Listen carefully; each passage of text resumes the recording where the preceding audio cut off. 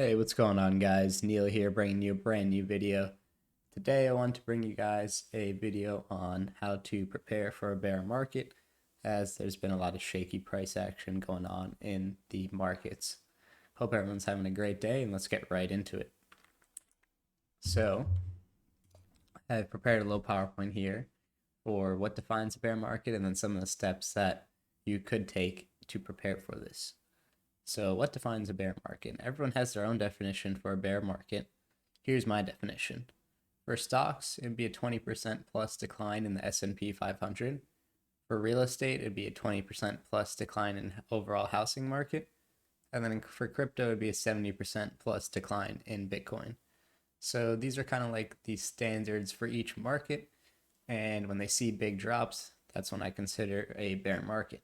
So it'd just be good to keep an eye out for these things and to prepare for the worst, kind of.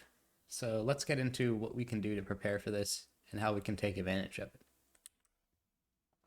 Step one, don't panic. It can be really scary to invest during a bear market, as it seems like the market just keeps dropping. You're going to see your portfolio be going down a lot if you have a lot of money invested, or even if you have a little money invested. So the first thing to do is don't panic.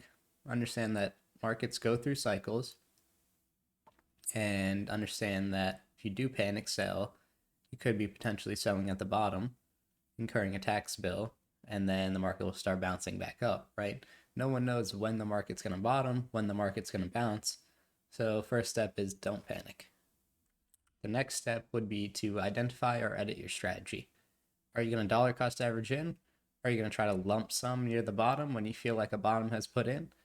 Determine what works for you. Everyone has different goals and wants. I stress on this a lot because personal finance isn't one size fits all. Everyone has different needs, wants, goals, risk tolerance. So find a strategy that's going to work for you during these tough times. Step 3. Find quality assets that will perform well after the bear market. Always keep cash on hand for new investments and to buy dips. Always have a 6-month emergency fund in cash as well. And that kind of goes with this statement: plan for the worst, hope for the best. So that 6-month emergency fund is going to be for in case something happens with your job or medically, you're going to have that 6-month emergency fund. Always keeping extra cash on hand. And on top of that is going to get you into the market on these discounts, and you're going to find quality assets that will perform well after the bear market. So understand that the market could keep dropping for years. That's planning for the worst, and hope for the best. It could, turn around tomorrow. No one really knows. Step 4. Find ways to boost your 9-to-5 income. Work overtime. Ask for a raise due to inflation and high performance. I've had a lot of friends recently reach out to me and tell me that they've gotten raises, either, like I said, due to inflation, or it's just because they're really performing well and they just felt like they deserved a raise, and so they talked to their boss, and most of the time that actually works out pretty well if you approach it in the right way. 2. Start a side hustle.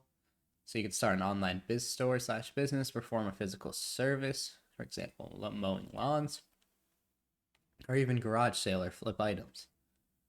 And the last thing would be sell items around the house you don't use, so clothes, electronics, furniture, etc. If you have things that are just sitting out around the house that you haven't touched in 2 to 5 years, let's get rid of it. It's just clutter. There's no need to have those material items, and that could put you in a better position in the future if you sell that for cash now and get that into investable assets. Step 5, find stable investments that will cash flow. Rental properties is a good example. Stable coins, another good example. Hard money loans, another good example.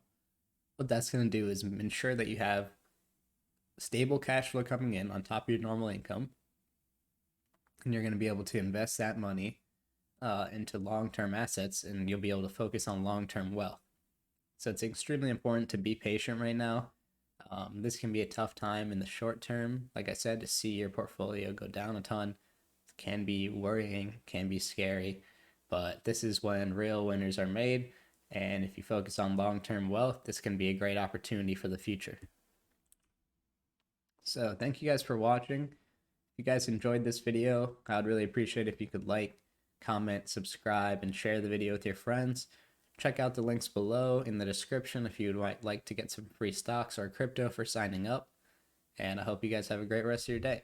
Thanks.